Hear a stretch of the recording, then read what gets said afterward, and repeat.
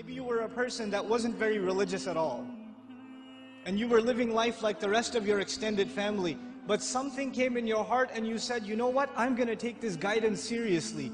I don't know how it happened. Maybe Allah made it happen through some YouTube video or a friend, or however it happened, but you decided to make a change for the better in your life. And when you start changing the behavior in your life, the first people to see a change in you will be your own family. They will notice it. They will notice that you're not the same anymore. You don't talk the same, you don't act the same, you don't go to the same places, you don't even have the same friends anymore. And this necessarily happens. When you take a turn towards Islam, necessarily you start losing friends. Because your old friends used to do pretty bad things, and now you can't do those things with them anymore, so you suffer a loss of friends. And at the same time, your family starts saying, you're acting a little too weird. And for the young man, the family might even say, what's that thing on your face? You forgot to shave? What happened to you? And the girl starts wearing hijab, and the family might even be in shock. And this is a Muslim family, mind you. They'll say, take that thing off your head. You're going to go out to the wedding looking like that?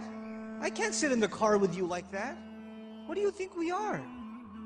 All of a sudden, you're the Islamic role model? Who died and made you Shaykh? That all of a sudden we should be looking up to you. Remember what you were like last year, man? You were the party animal. Now you're going to go make salah? Yeah, seriously, please. We know what you're really like. In other words, not only have you lost your friends, from your family you get the nastiest kinds of sarcasm and criticism. All the time, all the time. Every chance they get, they say something to you. They say something about your beard. They say something about your habits of making salah. They say something about putting your children in Islamic school. They say something about sending your children to Sunday school, or you getting up for Fajr or Isha and going to the masjid. They'll have some comments for you, and those comments hurt. They burn pretty good.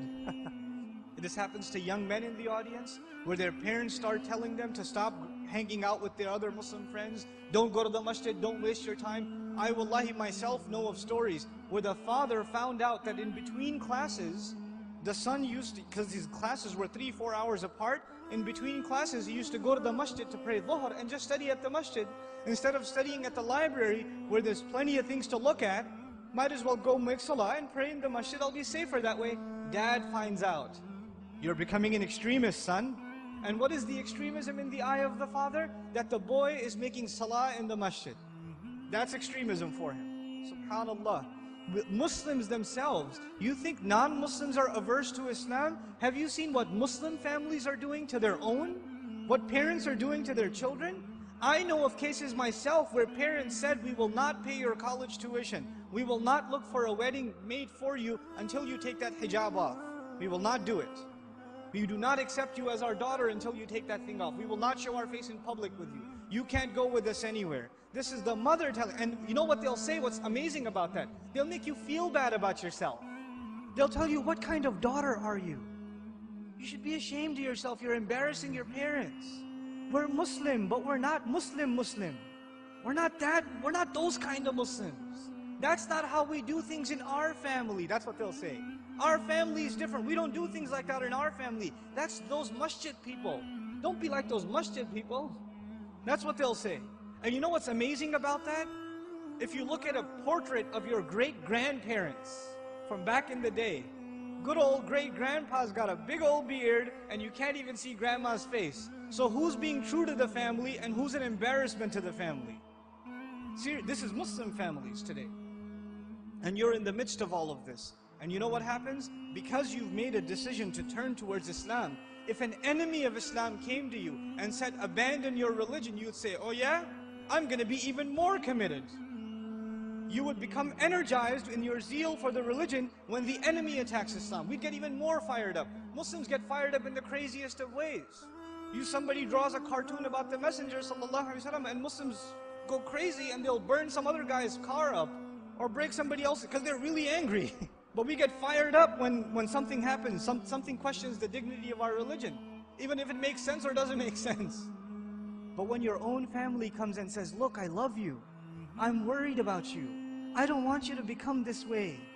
This is the way of the people who fail out of college, who don't have a career, who have miserable lives. I don't want you to fall into this extreme. Somebody is putting you under their influence, you need to get away from them. They see stuff on TV and they become paranoid. And you're in the middle of all of this. And it becomes hard to hold on to your religion in the middle of all of this. It becomes hard. Because it's not the enemy of Islam that's pulling you away. Who's pulling you away?